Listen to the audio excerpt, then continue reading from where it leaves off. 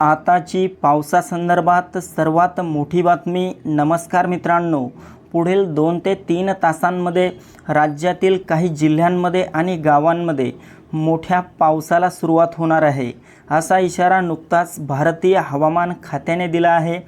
राज्यातील काही जिल्ह्यांना पावसाचे अलर्ट देखील आज येत्या काही तासात देण्यात आलेले आहेत। तर जाणून घेऊयात पुढील 2 ते 3 तासांमध्ये राज्यात नेमका कोणत्या भागात पाऊस होईल याविषयी। मित्रांनो, राज्यातील वातावरण सध्या बदललेले आहे। मागच्या 48 तासांपासून बहुतांश भागांमध्ये पाऊस देखील झालेला आहे।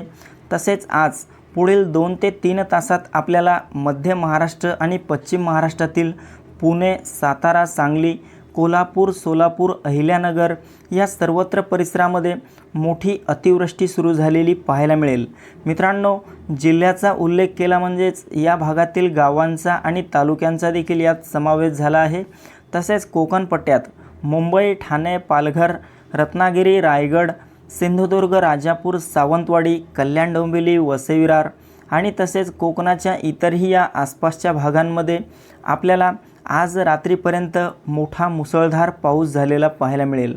तसेच मराठवाड्यात छत्रपती संभाजीनगर, जालना, हिंगोली, परभणी, नांदेड, बीड, लातूर, धाराशिव या सर्वत्र परिसरामध्ये आपल्याला पुढील 3 ते 4 तासांमध्ये वादळी वाऱ्यासह आणि विजांच्या कडकडाटासह मोठ्या पावसाला सुरुवात झालेली पाहायला मिळेल।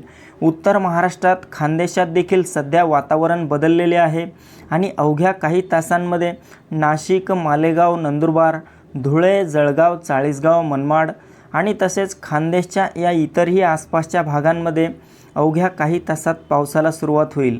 मित्रांनो, विदर्भामध्ये पाहिले असता विदर्भातील काही भागात सध्या ढगाळ वातावरण आहे।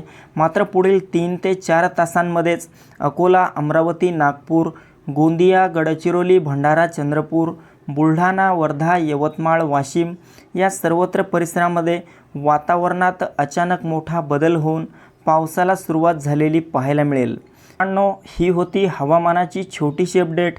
आपल्यासोबतच इतरांना पण शेअर करा। व्हिडिओ आवडला असेल तर व्हिडिओला लाईक करा। धन्यवाद।